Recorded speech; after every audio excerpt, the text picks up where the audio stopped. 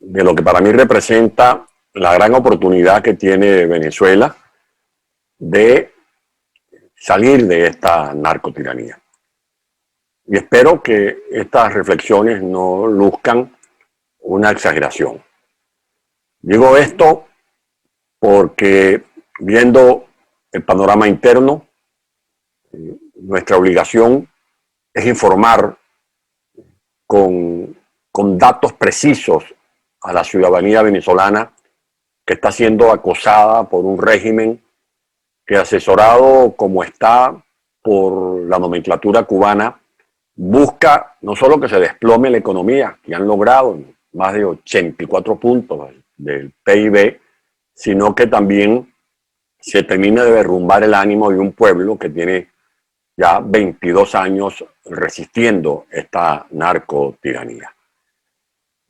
Y una manera de decirle al pueblo que su lucha no ha sido en vano es informarle que todas las diligencias que se hicieron en la Corte Penal Internacional desde el año 2002 para acá, todos los documentos que este instituto, a través de su directora Tamara Sojú, ha consignado como pruebas que resultan afortunadamente fehacientes, incontrovertibles, que dan lugar a que tengamos la firme esperanza de que muy pronto se pueda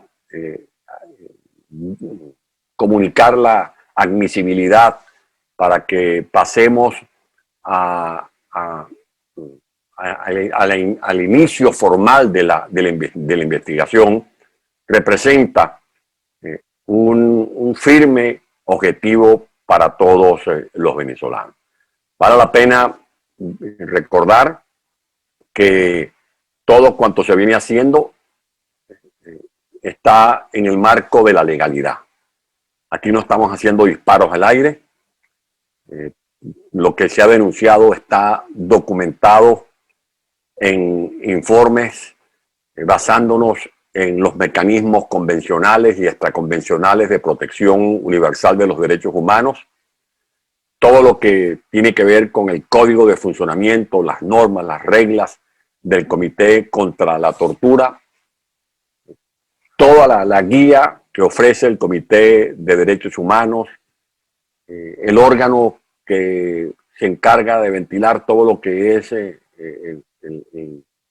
la violación de los derechos humanos vía desapariciones forzadas, los instrumentos extraconvencionales, como son, por ejemplo, los informes de relatores especiales de la ONU, la misión de expertos independientes, entre otros sistemas procedimentales. Aquí vale la pena subrayar el trabajo que ha hecho el secretario general de la OEA, el doctor Luis Almagro, y específicamente también los informes consignados por los altos comisionados de derechos humanos de la Organización de Naciones Unidas, y que aspiramos que no sea un simple montón de letras arrumados allí en el olvido. El artículo 3 específicamente de la Carta Democrática, que está referido al respeto de los derechos humanos.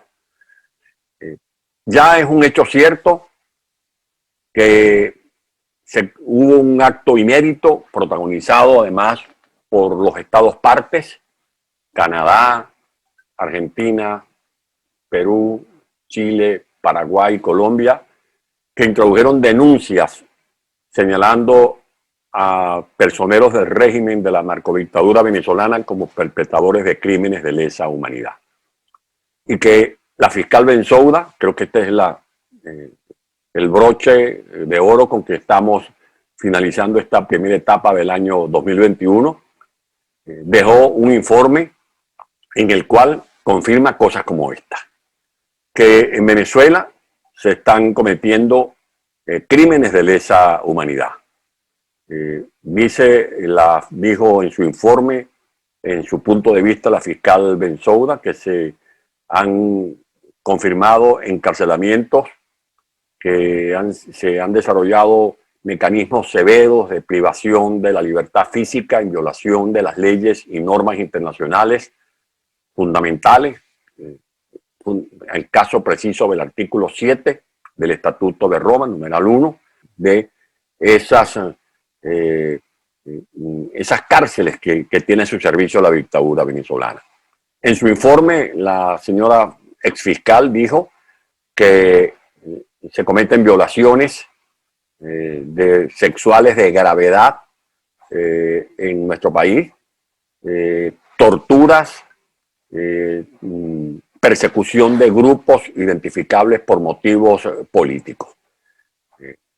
Pero para mí, una de las cosas más importantes que dijo la fiscal Bensouda es que, además de que en Venezuela se persigue a una población civil, es que en nuestro país no hay un sistema judicial autónomo. Para mí esta es una de las cosas más relevantes. Un sistema judicial autónomo que sea independiente, sino que en Venezuela funcionan aparatos al servicio de la dictadura. O sea que no hay seguridad jurídica. Que no podemos esperar que se hagan juicios en el marco del debido proceso para que se le haga justicia a las víctimas, para reivindicar a las víctimas. Por lo tanto, debe activarse el escenario de complementariedad que existe en la Corte Penal Internacional. Y creo que es aquí donde debemos nosotros poner el ojo.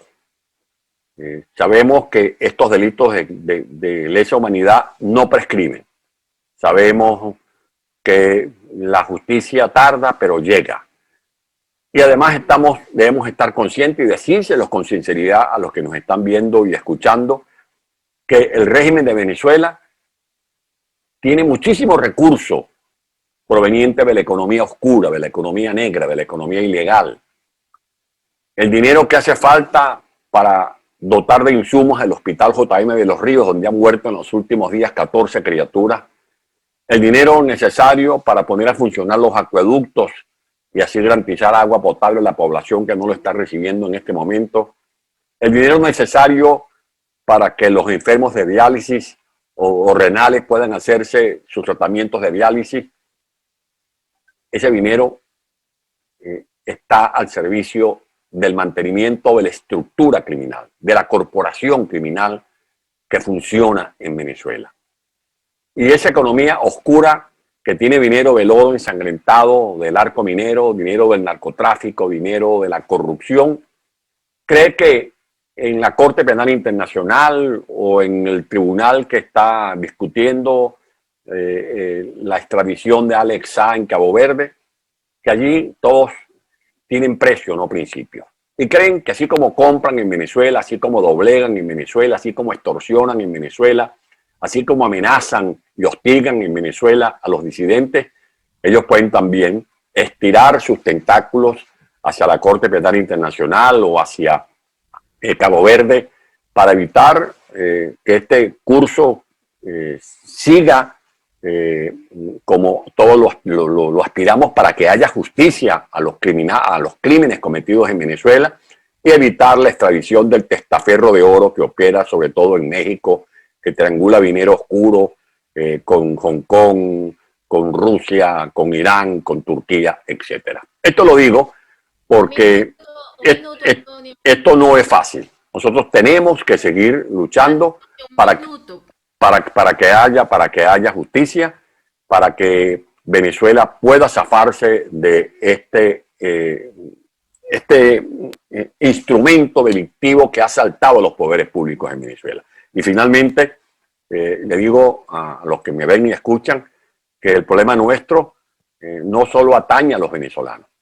Nosotros estamos en la mira de organizaciones internacionales que tienen intereses en Venezuela, como el Foro de Sao Paulo, los que trabajan conforme a la Agenda de Puebla, o a los que están desarrollando operaciones desde China o desde Rusia, fundamentalmente desde Rusia o desde el Medio Oriente, que creen que Venezuela puede ser un enclave para sus propósitos bélicos, sobre todo contra Estados Unidos. Antonio, ¿cuál sería el mensaje que se le da a los países que nos apoyan, a los países democráticos del mundo, cuando fracase el diálogo en México? Bueno, que el problema no es un plan, porque planes y oportunidades hemos tenido. Sobre todo esa gran ocasión que el destino puso en nuestro paso, que fue el interinato. Representó un acontecimiento, yo diría que inédito.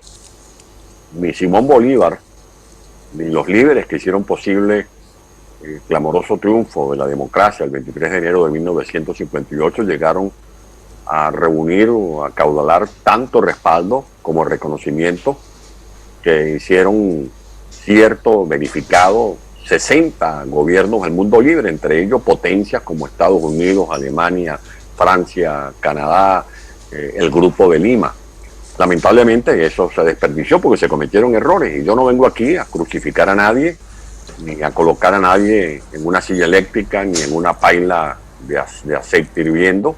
Simplemente creo que es una hora de rectificaciones.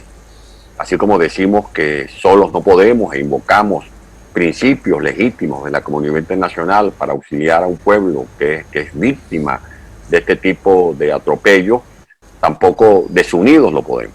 Y para mí la unidad no es un fetiche, no es tampoco una obsesión, sino una realidad práctica. Pero una unidad en torno a una estrategia coherente, con una dirección política que tenga valores y principios y sobre todo persuadida de que lo urgente es salir de la narcotiranía. Todo lo demás después. El que quiera ser candidato presidencial, el que se quiera ver y peinarse y viéndose un espejo con la banda presidencial, el que quiera consolidar su partido, su grupo, eso después. Pero en esta coyuntura lo que corresponde es aunar esfuerzos para liberarnos de esta corporación criminal. Yo no creo que este sea un pleito tan sencillo. Yo no lo reduzco a una lucha de Guaidó con Maduro. Es una lucha contra una poderosa corporación criminal donde hay narcotraficantes, terroristas, donde están los grupos de la FARC, del ELN, los planes de las cárceles, las megabandas, donde están todos estos factores o enclaves de orden internacional que están entrometidos en el territorio nacional, desde los rusos, los iraníes, los chinos, los cubanos, y pare usted de contar. Por lo tanto, yo creo que la comunidad internacional tiene que estar convencida de que los venezolanos no estamos esperando soluciones mágicas que lleguen, como se dice de manera burlona, a los marines por Naiguatá, ¿no? El abanico del concepto de responsabilidad de proteger va más allá de la opción militar y las opciones del TIAR son también muy prolijas. Lo que nosotros queremos es que esa solidaridad tenga también un enclave dentro de Venezuela y es una dirección política coherente. Mientras tengamos una dirección política cuyos factores en este momento están pendientes en México de ver cómo recuperan la tarjeta de sus partidos, no va a ser posible liberar a Venezuela. Y mientras tengamos factores políticos que estén en este momento más pendientes de ver cómo derrocan a Juan Guaidó, en vez de hacer lo posible para que se concrete el cese de la usurpación, no vamos a liberar a Venezuela. Y mientras quienes sigan hablando en nombre de 30 millones de venezolanos sean de una u otra manera factores que están entendiéndose tras bastidores con Maduro, tampoco vamos a lograr la libertad de Venezuela. Venezuela lo ha dado todo. Los venezolanos hemos puesto el pecho en distintas coyunturas. Lamentablemente hemos sido o estafados o hemos sido víctimas de dislates, traspiés, equivocaciones, errores o errores calculados de quienes han venido colonizando las tomas de decisiones. Y creo que lo que nos corresponde a nosotros es hablarle a la gente con esperanza, con la determinación de asumir la conducción de los destinos de Venezuela, no pensando en una cuota del poder para solazarnos en él, sino pensando en abrir un horizonte donde podamos ver a Venezuela otra vez iluminada por el sol de la libertad.